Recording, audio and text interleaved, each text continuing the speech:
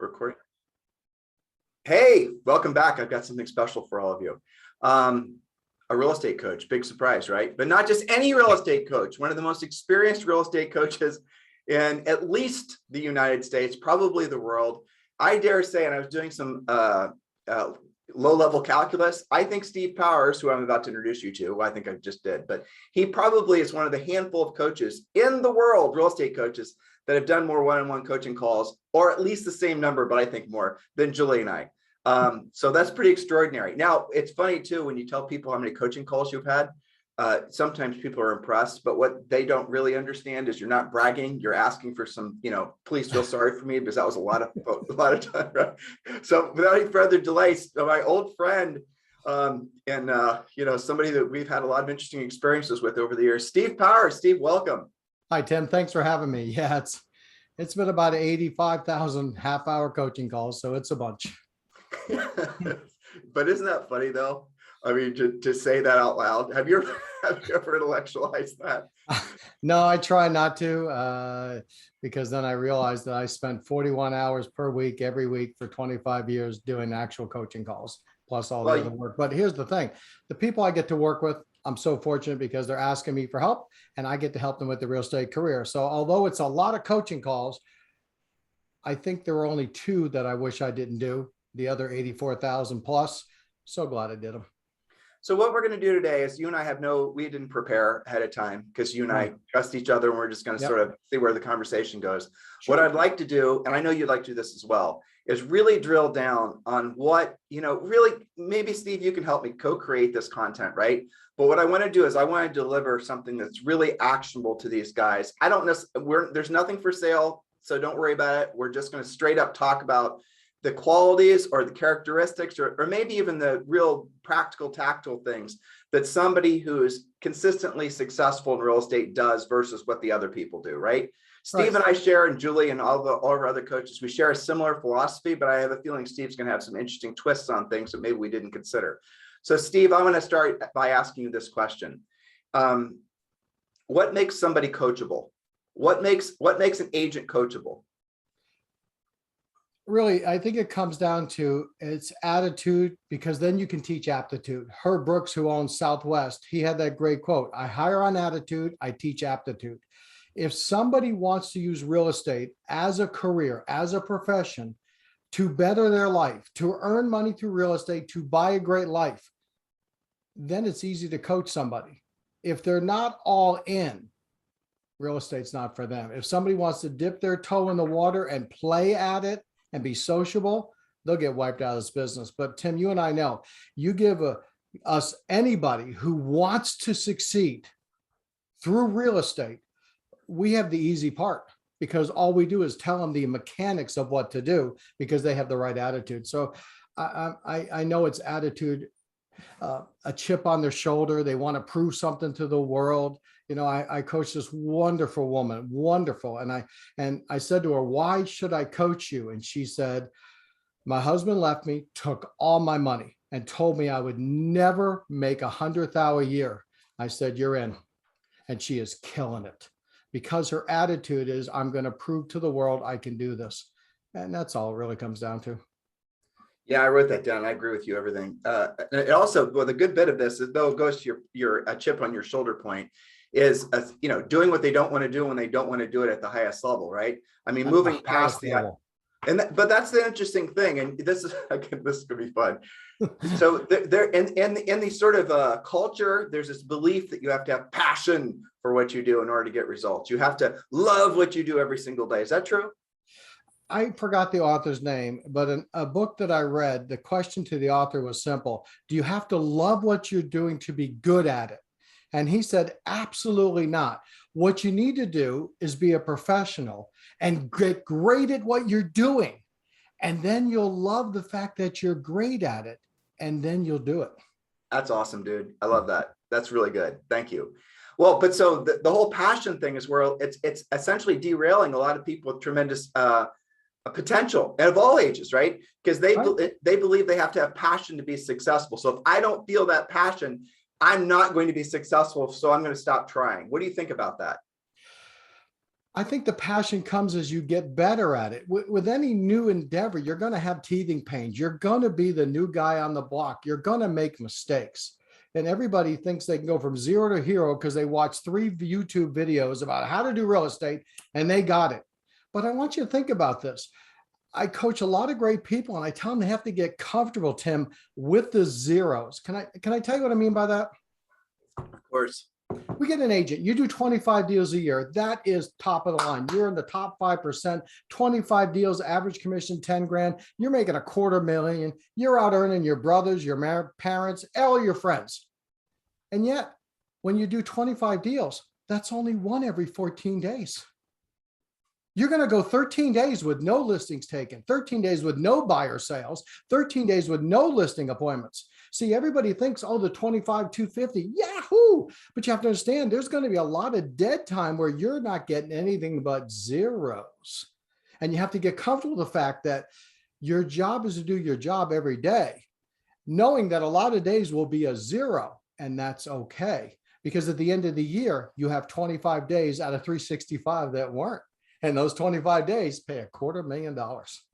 Well, exactly. You know, there was an interesting thing that came out. Like when you and I first met, Steve, the average sale price in the United States was probably about 225 grand. Sure. The average sale price in the United States as of the end of last month was 429. Think about that. And we're not that old, you know, but that's extraordinary. So if it, you know, your math works, but just think about that. Somebody gets in the business, they sell 25 houses. Like you said, it's going to be a pretty extraordinary amount of money depending what their average commission is. Yeah, it's incredible. You know, so here, let's make it practical, right? Sure. So if you have a brand new agent on the phone, they've got that little je ne sais quoi, they've got that spark, they're willing to do what they don't want to do when they don't want to do at the highest level. They've got that chip on their shoulder. You feel it as a coach that this person is going to really, you know, take to it. Exactly, right? That's the kind of, now, what would be the first 3 things you tell that person to do to really launch to the point where they have so much momentum? What would be the 3 things, if there were 3? In all sales, the first thing you do is you lean on your family and friends. The first thing you have to do is lean on your family and friends. If you go into financial planning, they make you call all your family and friends. And then you sell your dad a policy, you sell your brother a policy, and your best friend from high school a policy. And then the work really begins, but you got 3 under your belt. So the first thing I would do is I would work with whoever your broker is, whoever your leader is, and compile a list of all your family and friends way out there, your Facebook friends, your Instagram friends, and announce to the world that you're ready to help them with their real estate needs. And here's the good news. The public doesn't really expect us to be that good, so they're okay letting you work with them if you're brand new. See, you announced to me that you're 19 and you want to be a doctor who wants an operation. I'm not going to you. You announced to me you want to sell a house. I'll buy a house with anybody. So the first thing I would do is I would make a list of all my family and friends and announce multiple different ways I'm in real estate and try to reach out and help them work with you. Because each one of them, guys, and the term I use is a conduit. If you have a neighbor that you know, they know 200 people you don't. The average person moves every 10 years. Your neighbor will learn of 20 people that will move in the next year. That's a conduit. So that's number 1. Number 2, I have them preview. They've got to go preview houses. And if you think about it, they go preview 8 houses, 4 days a week. That's 32. I make them work every Saturday and Sunday because so many people come into real estate in their first month, they don't work on Saturday and Sunday. And then when they have to start working on Saturday and Sunday, they can't because they have too many other activities. So if they preview 40 houses a week, Tim, that's 200 a month. In 6 months, they've been in 1,200 homes, haven't they? Well, to your point, though, just to underline that, knowledge equals confidence, ignorance equals fear. And the best way for you to have confidence is by knowing the market better than anybody else, because most agents, the first thing they stop doing when they get really busy is they lose their market knowledge. That's an excellent point. And here's the big thing that is nowadays, when you walk into almost any house that you're previewing or showing, please remember you're on camera. That seller paid $49 for a Wi-Fi camera facing the front door. And if your hair isn't done, you're not wearing professional clothes, you're not going to be hired by that seller in the future. Or if you're showing a house to a buyer, guys, think of this. You walk in and the buyer goes, oh, the carpet's awful. And you go, oh, this is terrible carpet. I hate it. And the seller has 5 contracts. You're not one of them accepted because they hate you. Don't put down the house. Walk in and go, wow, this is so much better than the pictures.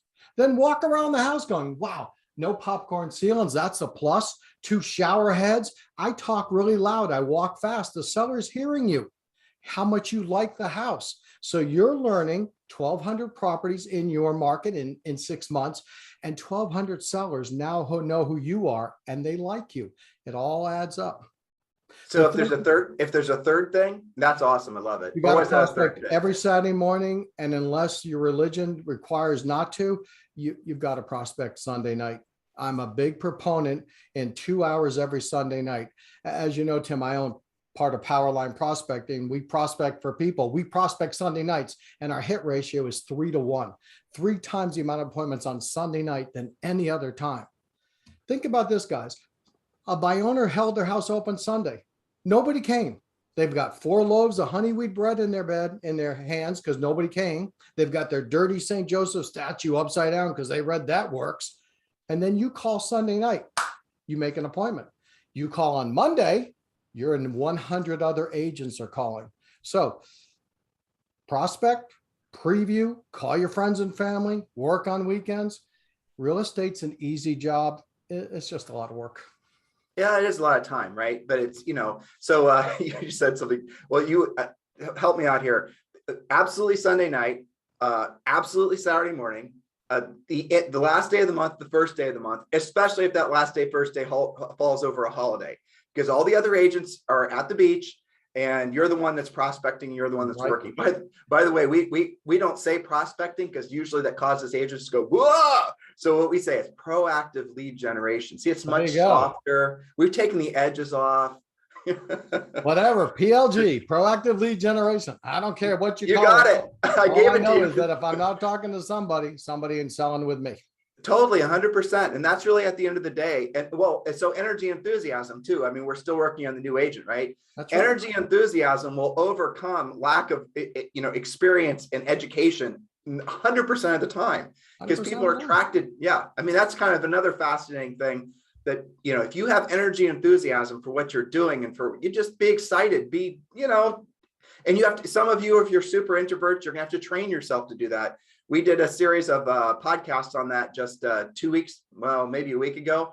Yep. And, so just go to Real Estate Coaching Radio and listen to that, how to basically, as an introvert, train yourself to be more of an extrovert. But I mean, guys, Steve said it, that, it is interesting, Steve, real estate is the simplest business that people overcomplicate, right?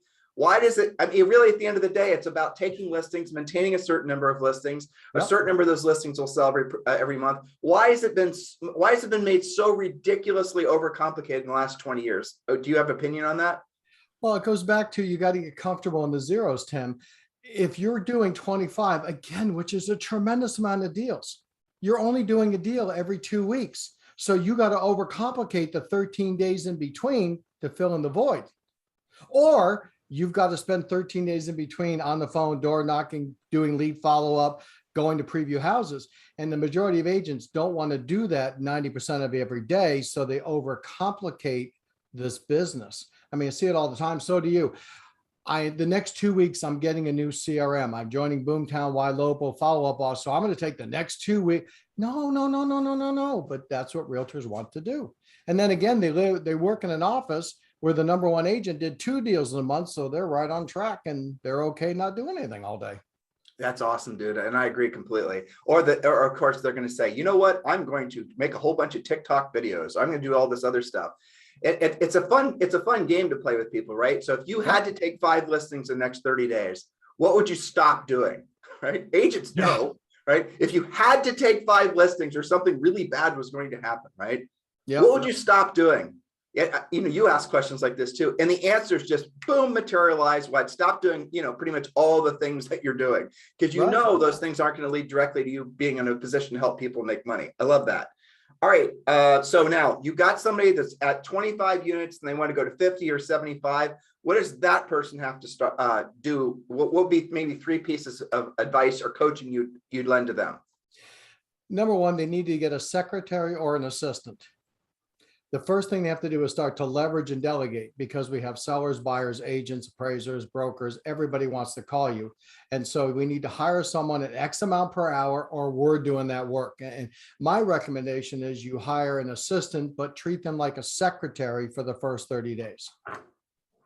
They're just there to answer the phone, make copies, input, export. They're not there to negotiate home inspections. They don't have the experience. So we have a lot of agents, they hire someone in 3 days. Okay, you call my sellers every week and give them an update. No, that's your job. So get a secretary, get assistant. Number two, you've got to dramatically increase your sphere of influence. With the great people I'm coaching right now, we're all adding 250 people to our sphere in the next 4 months. We know that theoretically 25 will give us a deal next year. So we're going to be door knocking and prospecting and adding people that have some semblance of real estate.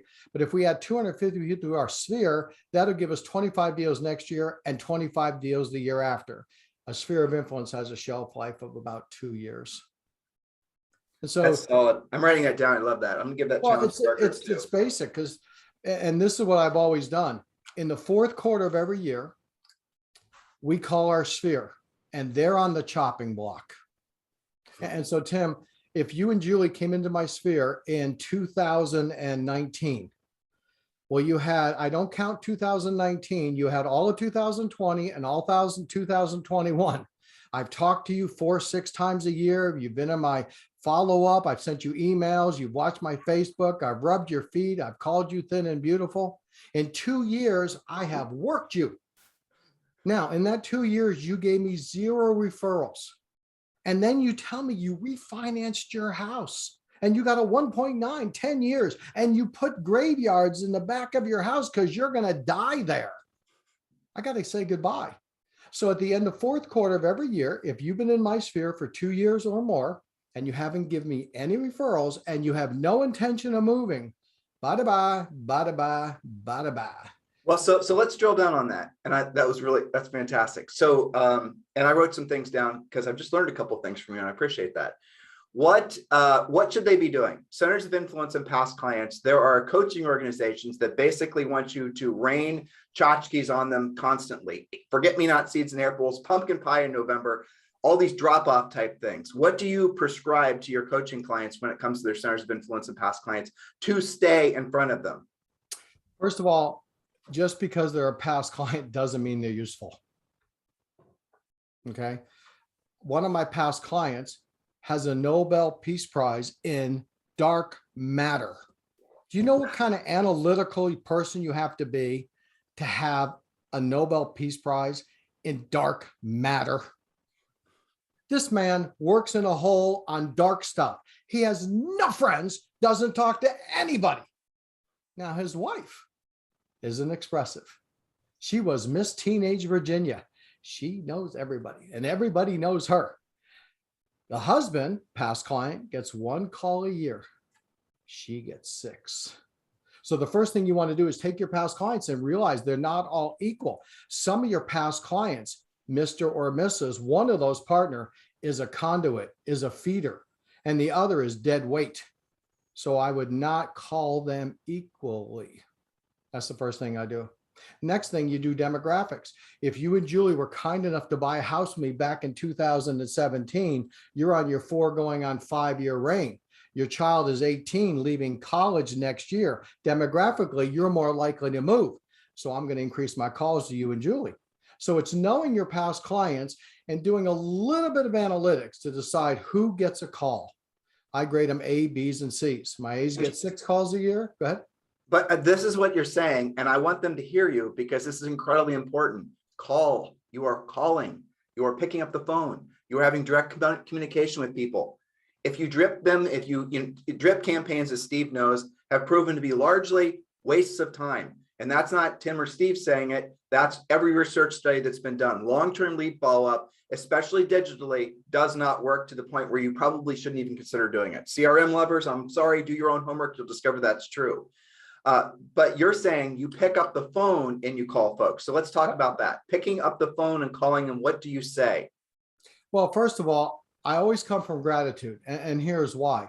if someone is kind enough to allow me to help them buy where they're going to live, that's a huge honor in my mind.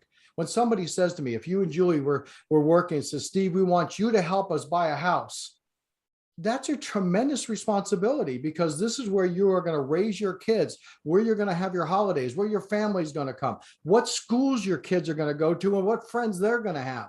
If someone is kind enough to say, I'll work with you to buy a house, then you got to give them that honor when they're a past client. They're not a piece of meat. They're a client that's going to help you move your business forward. So think about this, Tim. In your real estate career, have you ever had a person give you a referral? Yes. They gave you $6, $8, $10, $12,000. That's like someone walking down the street and go, you're Tim Harris. Yes, here's $10,000. Why? I like you. If somebody handed you $10,000 on the street, that'd be a story you'd be telling the rest of your life. Yes? Absolutely. And yet a buyer comes to you and says, hey, work with me for a little bit of time and I'll make you $10,000. And we treat them like they're a customer at the Dollar General. So I know my past clients, I know the personality styles, I know where they work. So when I call them, Tim, it's your realtor, Steve Powers. That's how I start everything. Good morning, Tim. It's your realtor, Steve Powers. Because I like to think they know me as Steve. But I've sold 4,000 houses. They don't know me. So I give them my name, your realtor, Steve Powers. How are you and Julie doing? How's your baby doing? So I start out recognizing that you're a person and I know you. Then I see who you know that wants to move. Shall we do a role play? They love role play, Steve. You ready? Yep. All right. I'm going to do the easy one. I'm not working. So Ring, I'm going to be the ring, person. ring, ring. Ring, ring, you know ring. I wasn't going to do the hard role, right? No. It's funny when I coach, they always want me to do the hard. So I'm like, no. I know. If I'm the golf coach, you got to hit the ball. You know? That's right. Hey, coach, teach me how to swim, jump in the pool. All right. Hello. Hi, Tim. It's your realtor, Steve Powers. How are you this morning? Oh, I'm doing great, Steve. That's wonderful. How's Julie? Oh, she's wonderful. She just got back from, tennis practice. Wow, that's fantastic. So she still loves tennis, yeah? Yes, she does. Now, do you ever play with her, or should you let her do that on her own? I am terrible at tennis, and she it gets too much pleasure out of watching me swing like a fool. So I stopped playing with her just out of pure preservation of my ego. Well, I think you're smarter than most of us, because my wife likes to play golf and I try to go out there with her. And honestly, I don't think it's good for our marriage. I think sometimes it's best to have them do something separate that they're better at than us. And we do things separate as well. Yeah. Yeah, absolutely. Yeah, for sure. Tim, you're so great to pick up the phone. It's Friday morning. I know you weren't sitting around hoping I would call. Do you have a quick minute? I do, Steve. Tim, interest rates right now are at Abe Lincoln levels. I mean, they're so low and the prices are so high. So I'm calling to see, who do you know in your neighborhood or your family that might consider selling in the next year?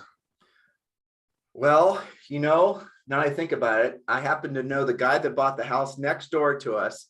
He actually owns the he across the street, and he hasn't put that house for sale.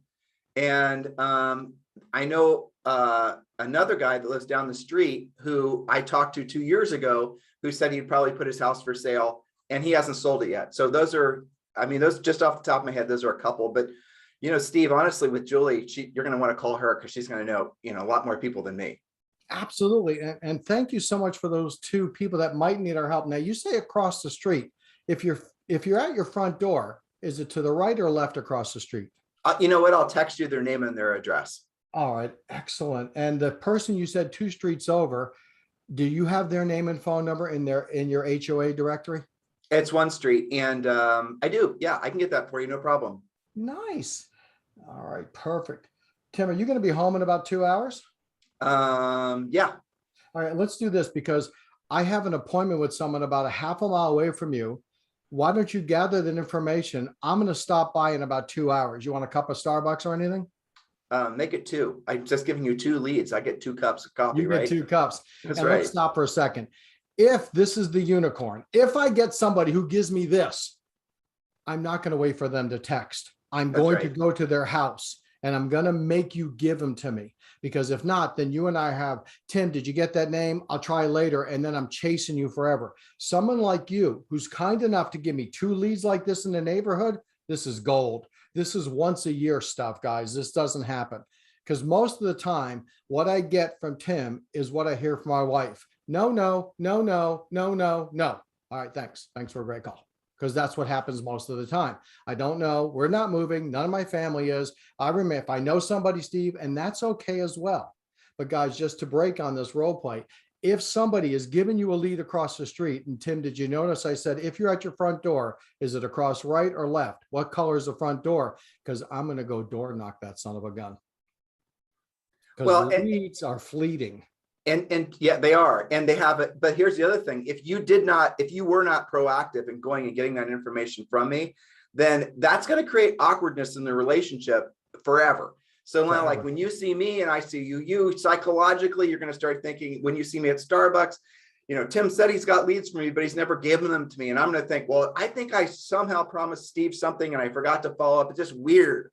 So if someone offers you something, your urgency is definitely a home run. And the other thing is, it's who do you know who's thinking about buying or selling, or truthfully, who do you know who's thinking about selling that I should be helping? And that I should be helping part at the end, yep. It does 2 things. One, it softens the question a little bit, but it makes it, for most agents who are uncomfortable asking for something, it makes it so that now that they're comfortable. The amiable and the analytical types. Steve, who do you know, or whom do you know, if that I should be, whom do you know is thinking about selling their home that I should be helping? And then you can tag into this market or whatever. But if you ask it and you kind of nerf up the question a little bit, generally speaking, that's going to get an interesting, favorable response, because it's subconscious too, right? Subconscious in the question asker's mind and the person receiving the question. And that's something everyone can do. And Steve, if they're uncomfortable picking up the phone, which is interesting, and maybe you can help me understand this. Why is it that people are more willing to door knock than they are make phone calls, even though door knocking is so much less efficient as far as time allocation? Why do you think that's true? Well, because some people are more comfortable face to face. I love the door knock. I'm under 6 feet tall. When I door knock, I'm not imposing. I'm a great door knocker. I've got great script, great smile. I wear a door knocking outfit. I have a whole routine so I can pat myself down and don't give out a card. But if you're good at door knocking, you can kill, because you add 250 people to your sphere from door knocking. Those are tight people. Those are tight. They've met you. If you're great at prospecting on the phone, do it. But you got to do one or the other, because being on Facebook isn't going to do it. Let's go back for a second, Tim, on the role play. You said it, and I'll say it slightly different. I drilled down the questions. The average person moves every 7 to 10 years. So the chance, Tim, that you're going to move on this call in the next 90 days are not that great. But 200 people. So you're going to learn of 20 or 30 people that are going to move in the next year. And I've got to get you to think about referring my name out. Now, there's 2 types of personality styles that refer: amiables and expressives. Amiables refer out, guys, because they want to help people. Expressives refer out because they want to look good. So when I talk to an expressive, Tim, who could you see in your neighborhood? Who have you seen? Where do you look that you find someone that wants to sell their house in next year? Who do you see I can help? I use look and see. They're very visual, because it's all about Tim looking good. But the amiables, it's about helping them.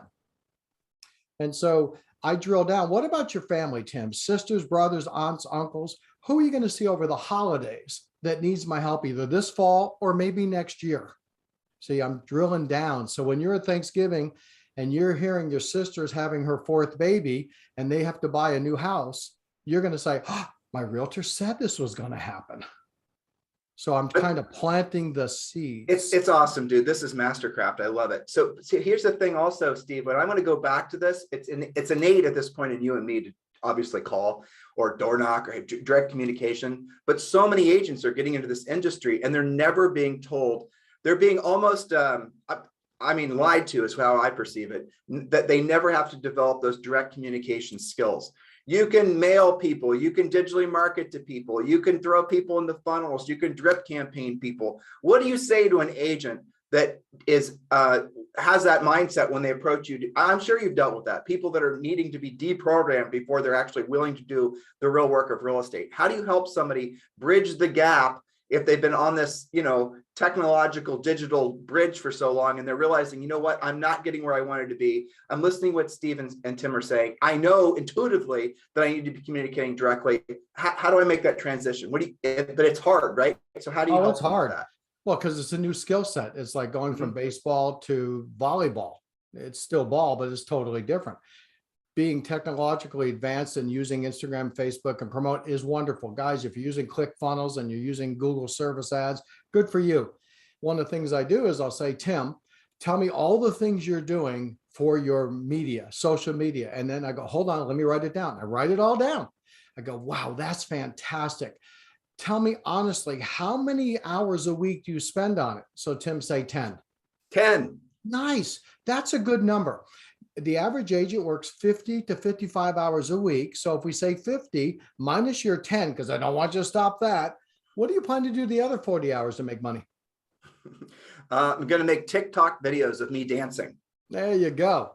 And how has that worked out? And why you're willing to try something? It's just a series of questions to get you to realize. But if they're talking about it, they realize it's not working. I have people that come to me all the time and they're like, I've been stuck at the same level. And well, okay, let's talk. And before I'll talk to someone about joining me at Watson Powers Coaching, I'm going to do research because I don't want to spend an hour with someone. I had a wonderful gentleman last night and we're talking with his wife because they're a team. I researched everything on him. And he does enough Facebook that it's not his dominant way. And he does enough Instagram, it's not his dominant way. And his Zillow reviews are good and his Google reviews are good. And they do about 45 deals a year, and I can help them get to 200 next year. But they don't spend all their time on it. They just don't know what to do otherwise. Well, evidently we got my new puppy. There we go. Kieran, like the beer, not like the lady. Kieran, stop. Okay. Kieran likes what you're saying. She's very enthusiastic. So, okay, let's move the conversation forward. I've been writing down questions based on what you said. She's trying to protect you, Steve. That's a good dog. Yeah, my wife adopted her. I think you did too, brother. Yeah, she's a beautiful, beautiful German Shepherd. So we talked about centers of influence and past clients. We could talk about that for the next 1,000 years easily. And you're right. That is absolutely the first thing that we tell people to do too. It's the lowest hanging fruit. It's the easiest conversation to have. Hopefully you're that. Okay. Let's set that aside. All right. I've got that widget working. I'm working it. I'm calling them. I'm doing that as part of a scheduled daily routine. I'm starting to get results from that. And if I wanted to add, Julie and I call them spokes on a wheel, right? So your first spoke is your center of influence of past clients. If I wanted to add another spoke, what would that spoke be? Go visit for sub owners every Sunday. Yep. The whole purpose of being with a buy owner is to be there when they're sick of it, when they're tired of it, when the buyer called them and said, hi, Mr. Seller, my wife and I can't buy your house. The bank says we need something called a job. So we can't buy your house. And they're despondent because they were banking on that. So one of the things you want to do is every Sunday, go to for sale by owners. And you go from past clients in Sphere who love you to the group that absolutely doesn't love us, except that 1 out of 10 buy owners list every week. So you got a 1 in 10 chance of being in front of a buy owner who's going to hire someone. So the script is relatively simple. How long will you go selling by owner before you decide to hire an agent like myself? And then again, working Sunday night, I'm going to call them all. Hi, Tim, you were kind enough to allow me to come to your open house that you're doing by owner. Curious, what contract did you accept? See, I don't say, do you have somebody interested? Because I don't have somebody interested. Curious, what contract did you accept? So Tim, what are you going to say? What contract did I accept? I don't really, they had a lender's letter. So that's the contract. Did somebody write you a contract to buy your house today? No, but I have some people telling me they're going to, and I have some investors say they're going to make me all cash offers. Okay. Well, the investor offers are going to come between 60 and 65%. So why don't I stop by in an hour and show you how I can actually get you a real contract? I'll see you in an hour. So 100% and 100% for sale by owners should be the next one, because FSBOs, again, Steve, let's just look at this from a practical perspective. Agents are spending And the number is billions of dollars on what essentially is lead generation every year. Zillow and all the rest of them, right? There's billions of dollars being spent on lead generation. And here it is in your marketplace. There are a list of people who have their hands up in the air right now saying, yes, I want to sell my home. This is my phone number. I want to sell my home. And we know statistically that most for sale by owners end up listing with an agent. And we know statistically that most for sale by owners are for sale by owning because they don't know an agent. That's and right. so if you're the agent that calls them and you follow an organized, systematic approach, you're not going to get all of them, but you're going to get a lot of them. And those leads are free. It does take your time, but those leads don't cost you anything.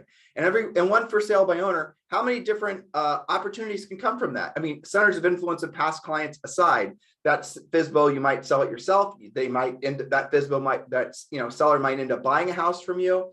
I mean, the downstream benefits from just learning how to be a proactive lead generator after you've got your centers of influence and past clients set up and starting to focus on for sale by owners is extraordinary. And think about this, Tim, if the commission is 10 grand to keep it metrically simple and you get 6 a year, you work 3 Sundays every month and you had 6 closings. Who the heck has a job working 3 hours on a Sunday for $60,000 a year? That's unfathomable in the real world. It is. See, again, going back to the zeros, I'm going to go visit a lot of my owners, and every month or two, I'll pick one up. I get 6 a year, I get 60,000. Now I got past clients I can call. I got a sold sign I can work with. Hello, Karen. So the nice part is that by owners, as Tim said, why are you looking for someone who wants to sell the house? It's me. The downside is they don't like realtors. Now, the good news is most of our competition is so bad that you'll stand out when you get there. And if you call them back at night, or sometimes when I feel there's a need, what time is your open house till? Say 5 o'clock, Tim. So 5 o'clock. You know what I'm going to do for you? I've got 2 more other appointments. I'm going to swing back at 5 o'clock. If you have an offer, I'll be able to help you make sure you get a great offer. If not, I'll see how I can help you sell the house. And if they let you come back at 5 o'clock, what does that mean? Yeah, you're going to get that listing. But there's you and I are just, what we're trying to do is motivate people, agents, to actually start building businesses that are based on proactive lead generation. And the ultimate output of what we all prescribe to is going to result in huge profit margins. And that's the other thing, Steve, in the decades that we've been doing this, that's you and Julie and I and all, it's shocking. Agents have normalized these single digit, in some cases, barely double digit net profit margins because they buy leads, because they spend all their money on branding and marketing, because they spend all their money on building teams and then adding buyers agents. Guys, all of those things have a place in the industry. But if you're really looking to start, look, why is there an over 90% failure rate in real estate after 24 months? It's because they're not learning how to do the proactive lead generation. Yep. Everything that Steve and I were just sharing, the ideas we're sharing with you guys, intellectually, intuitively even, you can see why these things are the next natural step for all of you to be doing in order to build your real estate businesses. And yet, what's going to happen as soon as you're done listening to this, and by the way, we're not trying to sell you anything. We're just trying to help you. Yep. After you get done listening to this conversation, which is what this is, I'm having fun. Hopefully Steve is too. I know his dog is. Man. Right. The dog's having a blast. But so how many of you are going to get an email or a call from somebody trying to sell you a lead, and you're going to say, yes, I'll buy that lead for 30 or 40%, even though there's, at a discounted commission. Yes, I'm going to decide to chase that shiny object or that shiny object or that shiny object. Guys, billions of dollars are spent every single year in the industry by agents who are trying to avoid the real work of real estate. And that's, that is a fact. And what does that lead to? What's the output? Over 90% of all agents fail within 24 months. And Julie and I have a theory, because we watch the total number, I won't get into the weeds of it, but we think the longevity of the average agent coming into the industry is now less than 24 months. We believe that the average agent in the business is in the business at paying NAR dues, basically. We can validate this for about a year and a half. So you're seeing the longevity of most agents coming into the business shrink. So you get into the business, and what's the first thing that an inexperienced coach or office manager is going to tell you to do? Buy leads, buy your buyer leads. What do you think about that when someone says, I'm going to buy buyer leads? That's my soapbox. But here's the key. If somebody gave me a lead of a buyer who wanted to buy the house this week, and I'm the only one with the lead, I got a chance. Bingo. But when Google sells you an ad, a buyer lead, it's you and 50 others. If you're in Dave Ramsey, in my market, there's 31 Dave Ramsey people. So when Dave Ramsey gives me a lead for their 30% plus off, 30 other people are competing for the lead, and the one who will cut their fees the most gets it. It's a simple number, guys. If you're calling 20 houses on a street, 3 pick up. Is that a fair statement, Tim? Yes, sir. Who's talking to the other 17? The guy or gal who gets in their car, knocks on their door, looks presentable, does a great script. The average person moves every 7 years. Every 7th house you go to, that person won't be there next year. And if you're warm and you have a professional script and you do your job correctly, they will let you know, oh, now we're not moving this year. So you're moving next year? Yes. Let you and I become best friends. Then next year you'll hire me. So guys, it's a simple business. Go where everyone else isn't to find the people no one else is talking to. That's why we work on 100%. Sunday night. That's why we go door knocking. Exactly. And everyone, to, I love this point, but what everyone is talking about and what everyone is doing, don't do that. And when and I know you experience this as well, when you're talking to, Jade Mills, you're talking to some of these top producing agents around the country, what they're doing is they're calling people and they're making that, they hold themselves accountable, or the coach holds them accountable to making a certain number of contacts. They're calling people. They might do the ancillary marketing stuff, and agents, that's what you see. You see the ancillary marketing stuff. You see the bright, shiny things that they're doing, and you think that's what they're doing in order to get the business. They're not getting the business that way for the most part. They're reinforcing the business that they are getting from their proactive lead generation. So your postcards that you mail out, you said, I mailed out 1,000 postcards. I'm just waiting for the leads to fly in. No leads come in. You do it again. You do it again. You do it again. You do it again. Month 6 in, you spent $6,000. You call the postcard company. You say, where are my leads? They're going to say, Steve, you just need to do it for another 6 months. You do it for another 6 months. You call again. No leads. Steve, you just need to do it for another 6 months. Another 6 months. Almost there. It's almost there, dude. You got it. But guess what's happened? You've been in the business 18 months, and now you're basically looking for a job. That is the reality of real estate, and it's painful and it's sad. And I find it offensive that like there's 2 schools of thoughts, right? Like the people that are telling agents this either don't know better or they do know better, but they're putting their own finances and financial goals ahead of the client. Which do you think it is, or is it both? I think it's both. A lot of it is the brokers don't know better. I mean, you and I have seen there are companies where if you're in real estate for a year and you have 5 sales, you need a team. You need to have a team. Well, that's insane.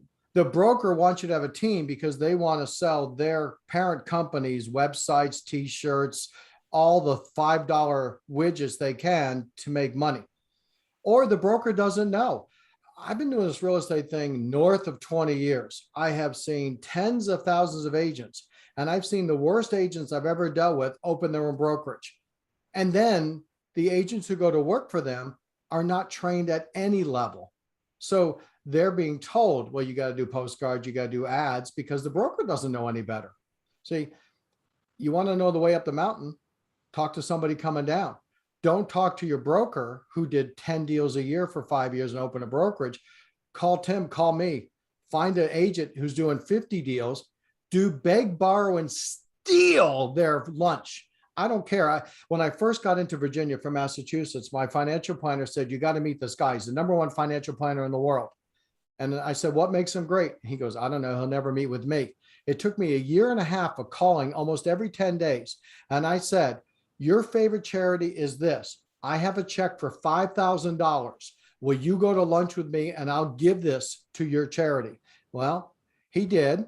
He was so gracious. He told me about things at a higher level. And then I handed him the check and he ripped it up and he wrote his own check. He said, no, someday you're going to need to give somebody $5,000. I can afford it, because I really couldn't afford the $5,000.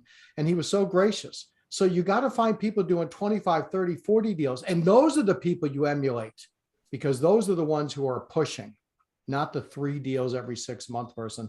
You can't learn anything from them.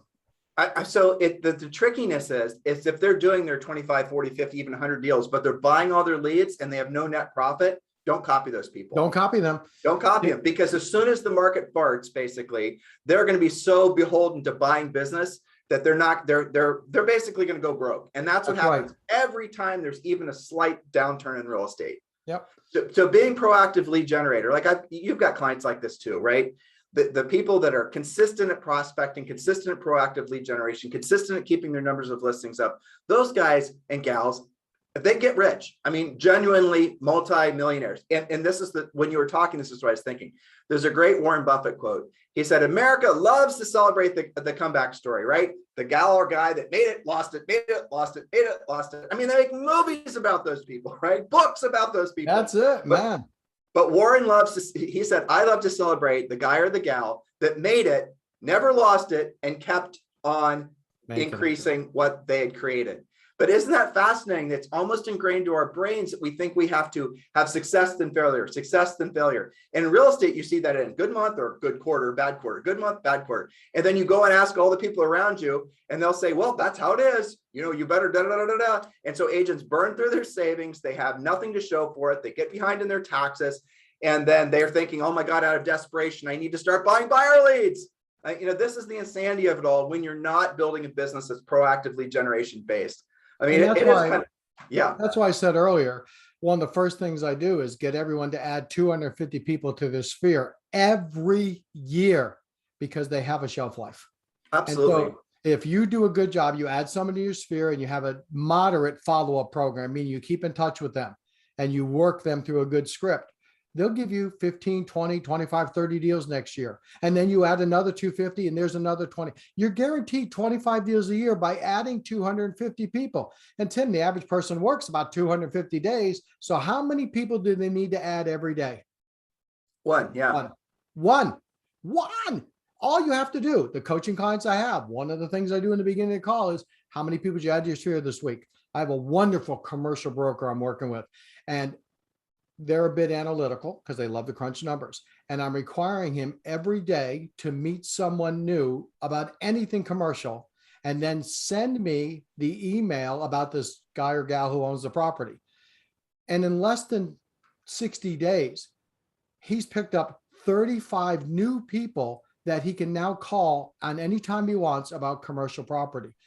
Guys, it's one a day, and you're going to be fine. But there's agents listening right now, your driver types, let's just, I'll tee it up for you. You already know this, obviously, that do, like, okay, here's a good example. Greg Newman. I don't know if he still is the number 1 or number 2 or 3 prudential agent in the country. You know, Greg, I assume. Mm-hmm. And he will, we had an event I don't remember what year, it was a long time ago. It was in Laguna Beach and it was at the Montage. I remember that. And Greg was on stage and, I was interviewing Greg and I asked him about centers of influence and past clients. And he said he's never worked them ever. He said he'd rather basically just spend all of his, I don't know if he changed. I doubt if he's changed. I bet he still just goes after direct calling. And there's been other great agents that will never work their centers of influence and past clients. But he said, this is interesting. It's his greatest regret not having done that to start out with. So I'm trying to wrap up that particular aspect of our conversation. But guys, it is not work them. If there's a bunch of expired, withdrawn, canceled, and expireds, if there's 50 expires a day, guys, that's 1,500 a month. You can pick up 1 or 2 a month and make a good living. But in most markets, there's 1 a day. You can't make a living. I coached this great guy in Detroit, and we went into the REO section where the bank foreclosures are coming. And I said, well, you got to call your past clients. He goes, I don't like to call my past clients. That's all mushy talk. I just want to slam, bam, thank you, ma'am. I want to call, make the appointment, move on. I just want to turn and burn. And I said, well, at the end of the call, it wasn't going well. And I said to him, and I won't use his name, and he's a wonderful guy. I said, blank, you're like a professional dodo bird hunter. He said, what's a dodo bird? Look it up. We'll talk next week. The next week, he's a driver. There's no gosh darn dodo bird. Dodo birds are extinct. We ate them to extinction. What? How the heck can you be a professional dodo bird hunter if there's no dodo birds? How can you make a living on expireds if there's no expireds? That's awesome. I love it. So if you have expireds, cancel withdrawals, work them because they are fast. If there's buy owners not selling, work them. But as Greg said, a database gives you constant income all the time. They're out selling you. They're conduits. Think about it. You got 100 past clients in Sphere. They know 200 people. Guys, that's 20,000 people. We just need a few of those deals. Well, that's the only asset, right? I mean, a real estate practice, right? There is really no value to a real estate practice. People, generally speaking, don't sell their brand and all that. But your debt centers of influence and past client list, that has value. And that does give you, but even at that, let's transition. So you are about to make a big announcement. I think it's gonna, frankly, I don't think it'll surprise anybody because you're a smart, forward-thinking guy. But you have decided to align with eXp Realty. Absolutely. And I know you were talking to Sean Kokoska about that. And Sean Kokoska also is a huge name in real estate. And he was president of MAPS coaching at Keller Williams, and he's another somebody who's a journeyman coach like all the rest of us, right? Right. And so you decide to align with eXp Realty. And you and I just chatted a little bit about it, but it was fascinating to me when you started to make, and I went through the same process of, years ago, but when you started to make the mental connections between what you're coaching people to do and what eXp Realty provides for agents as far as creating additional financial passive sources of income. Can you, I remember on the phone with you when Sean had me on with you, I could feel when you had those connections being formed. Do you mind sharing with the listeners what are you thinking now? It's eXp Realty, you're an eXp Realty agent. You obviously are going to want to encourage your coaching clients to take a serious look at eXp Realty. Where's your mind at? It's funny. If I can, I'll take a step back. I got a cold call from Sean 2 years ago. Yeah, right. I mean, I was in the car. My wife drives everywhere. She's had 2 back surgeries. She drives. I sit in the passenger seat so I can work.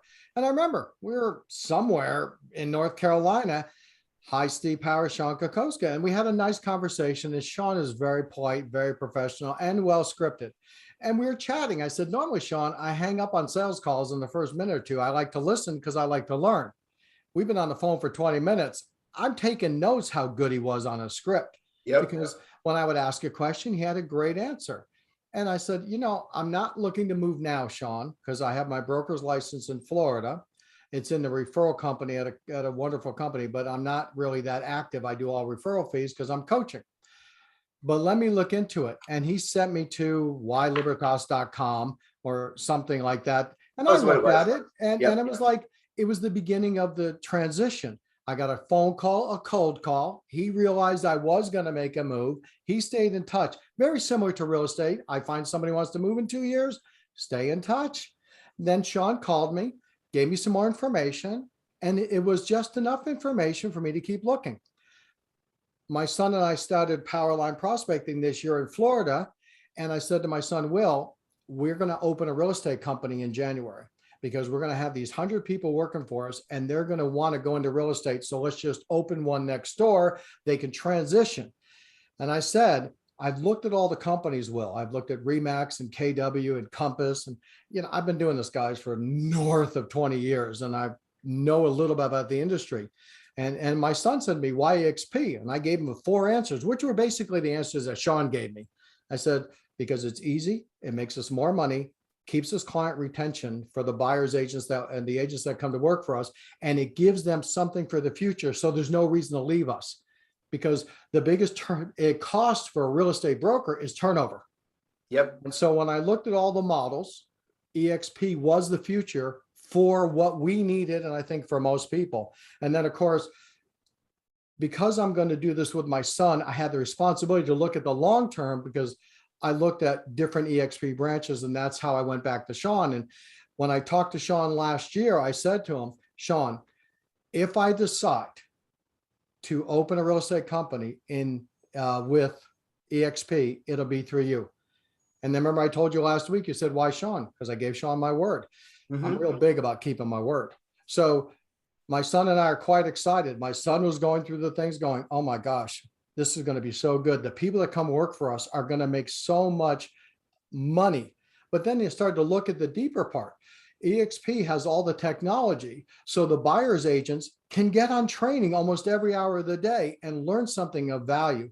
So in a nutshell, I was cold called. I was led follow-up. The product was excellent. I researched it. It was a no-brainer. It's, you and I, again, we've been in the business forever. I've never seen anything, truthfully, maybe buyer lead selling, but that buyer lead selling thing took off in 2007 and just came back down. It got oversaturated. I have never seen a brokerage, or I've never seen any business in real estate that's grown like EXP, that has 15 different countries. There's 63 or 64,000 agents right now. It's extraordinary. And to be part of something that's growing like that, it is incredible, right? It's so motivational because you're around all these other people like you, like Sean, and you mentioned the other people in EX. It's incredible. It's attracting the best and the brightest of the past generations, and attracting the best and the brightest of the future generations. And I agree. There's so many incredible things. You mentioned the website. I coach a team, and one of the people on there I coached, and she's an agent. And so I said to her, just feeling things out. You guys have been with EXP for about 16 months. How's it working for you? She goes, oh my God, it's so much better than the other company we worked at. And I won't mention it, but it rhymes with Lemax. And she said, I've already got $100,000 in stock. Yeah. She goes, I'm never leaving EXP. And I thought, that's what I need. I need my agents not to want to leave because of a shiny object of 1% more somewhere else. Totally. And us, from a coaching perspective, and coaches, if you're listening to this right now and you're worried about transitioning over to EXP, and you're thinking that somehow you're going to alienate your coaching clients, the exact opposite is true, because you got to realize what EXP is offering. So if you are in the business and your highest and truest purpose in this plan is to be of service to your coaching client, and you don't introduce them to EXP, whether they make the decision to go or not, that's their decision. But if you don't do it, you're out of integrity. Because EXP creates, Glenn Sanford said this, right? There's two things agents don't do well: pay their taxes and save money. Well, EXP Realty does things for you despite you. Like, most people have no, genetic predisposition to save money. Most people, if they have 60 to 90 days of financial security, they're good, they're done, right? They're not going to think beyond that. They can't visualize the future versions of themselves. EXP squared that away because of the stock awards, because of the revenue share, because of all the other things. But if those things are too obtuse for you, one of the greatest attributes of the EXP, frankly, is the technology, is the support, is the fact that in many cases, you're going to put a lot more money in your pocket. I mean, Steve, if you're an icon agent, right, effectively, your cap is 16,000. Once you cap, you sell an additional 20 units or have a total GCI 500 grand. This is someone who's, being successful in real estate. You get that cap back, right, in the form of EXPI stock. I've known people in our coaching company who were icons multiple times, right? It's a calendar year thing. And now they have millions of dollars in EXPI stock. So that right there, when you get that, it's amazing, because the old conversation is, what are you paying your broker? The new conversation has to be, what is your broker paying you? I don't want to hear any more about, this is an agent-centric brokerage because we provide all this care and love and support for our agents. Okay, what are you actually doing to take care of them if they can't work anymore? What are you doing to make it so that they can have a legacy financially from the money that they contribute to their churches and charities, and frankly, the wealth that they build for themselves and future generations, their grandchildren and whatnot? That's agent-centric. That's what we should be talking about. So yeah, man, it's incredible. And I appreciate the fact that you joined EXP Realty too, because it is the way forward. There's no two ways about that at this point. The other companies, and the way I looked at it, it's EXP has very little brick and mortar. The most established company are like Sears. They have all the anchor stores, but no customers. I worked at a Berkshire Hathaway company. We had, every office had a manager, an assistant manager. We had 4 or 5 vice presidents, a president, a CEO, and then an owner. And there's so much overhead that has to be covered with the broker fee. If you're at C21, you got 6% plus other fees. When I looked at EXP, one of the reasons is because I was always wondering, how am I getting this money? And it just dawned on me, they don't have the overhead. We don't have 600 presidents and 5,000 vice presidents and big buildings everywhere that the agents have to support, which doesn't return. The overhead is very small in EXP, and that's why they can afford this sharing of the revenue. Well, but so it's a national brokerage. it's not a franchise. Yep. And because it's virtual, all of the myths. So when you're selling, franchisees, the people that start the brokerage, they're getting a piece of agent commission. There's the person that owns the region. There might be somebody else up here. And then there's all essentially the cost of running the brokerage from wherever the mothership is. All of that. That's the reason agents are on commission splits and typically pay a additional fee on top of that, a royalty fee or whatever it's called. And you actually look at the amount of money you're paying. And some agents have caps, some agents don't have cap. It's extraordinary. And so some agents will say, well, my cap is $18,000 or $20,000, right? But what you're not realizing is the loss of the compounding interest you could have gotten had you actually not only gotten your cap back because you icon, but let's just say the difference between your cap you're not going to icon. Let's just say the difference between your cap is $10,000. If you're taking that 10,000, well, here, could you have done something with that $10,000? Could you have invested that? Could you have put that money into taking your kids to, a vacation or something, right? It does matter. These things do matter because it accumulates. If you're in the business for 10 years and you've been overpaying your broker for that amount of time, that could have been money that you'd saved. If that money was in a stock market or something that's maybe you could have bought a rental property with that. You guys get it? This matters. I get the fact that you love your brokerage and you love the people in your brokerage, and that's fantastic. But you got into business. Why did you get into business? Is really the top question. Most of you got into the business because you wanted to experience the sense of freedom. You wanted to get the sense of not having that financial monkey on your back. So if you get into, if you had passive income coming in enough to cover your own personal overhead, that right there will make most of you financially free. Julie and I, that's it, right? So if most agents, Steve, had $7,500 coming in, depending on their market, could even be less. That would set them free to do so many more things with their lives. But if nothing else, it would make them enjoy their life more because that financial monkey wasn't omnipresent on their back. What are you thinking? Gosh, you hit it. I mean, if the saving is only 10,000 every 5 years, you give me 50,000, I can buy a rental unit. So in 10 years, I have 2 rental units. In 20 years, I have 4. I like my brokerage, but do I want to stay here and give up 4 rental properties for the rest of my life? Because the rental properties can compound. And so it comes down to, if you're a business person, and you're in real estate, then you got to look at what's best for you. EXP, the numbers work so much better because it's designed around each agent making more by providing more. So I'm going to do 2 things, guys. I'm going to put a link in the description, and I'll tell you what the link is. It's going to be whylibertas.com/Steve. Why Libertas, so it's WHY, Libertas, which means freedom in Latin, LIBERTAS.com/Steve. And Steve, I'm going to ask you, I didn't ask you this prior to us starting. I would like for you to give your cell phone number right now so they can call you and ask you questions about having you sponsor them at EXP. Obviously, sponsored by Steve Powers, which in my opinion is one of the most fantastic real estate coaches in the nation. You guys have this guy as your sponsor. You guys have this guy as someone who's going to help you, mentor you, and coach you in your real estate business. You are going to increase your likelihood of succeeding.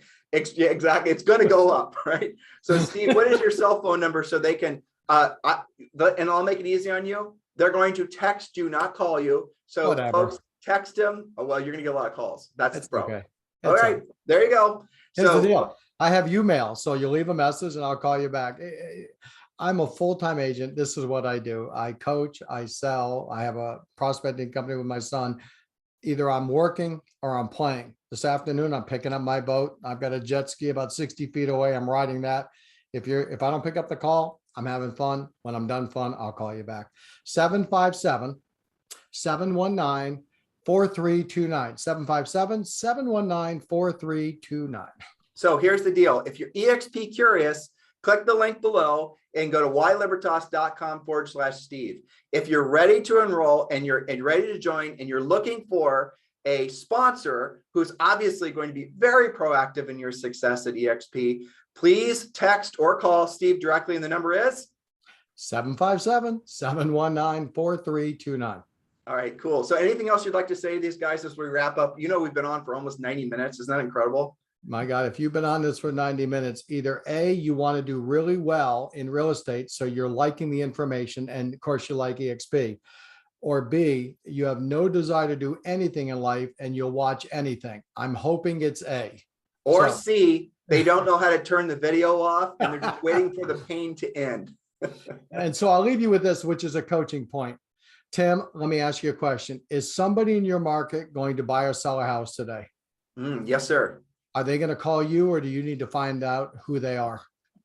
I'm probably going to have to find out who they are. So let's end this. Why don't you end this by getting on the phone, go door knocking, find the person who wants to buy or sell today, let them know that you have the expertise to help them, and then we both win, don't we? Yeah, that's true. We do. Easy All right. peasy. Cool. Hey guys, listen, we really appreciate it. This is a big announcement. And Steve, again, I didn't ask you about this, but I have a feeling you'll say yes.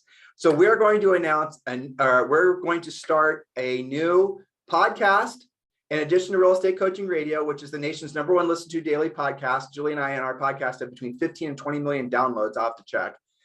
So we're going to start a complimentary podcast.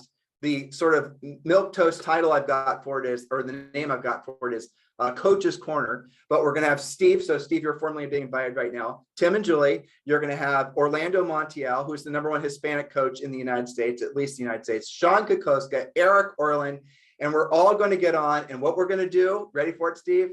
Yeah, I'm ready. Live coaching. So we're going to do live Instagrams and live Facebooks, and people are going to enter the questions in, and we're going to answer their questions. And what will be fascinating is, even though you and I, mostly, we have the same philosophy, right? It's called common sense. But some of the other coaches, they're going to take a more passive marketing-based approach to the suggestions that they'll give. And we'll balance all of it out. And I think it could be a really great series. That is going to start effectively, I'm guessing, probably next week or the week after that. Yeah, we're just going to start it. Cool? Nice. Ready, all right, fire, great. aim. Hey, Ready, Steve, love you, brother. Thanks for joining. Thanks, everybody. You guys have a great day. See you later.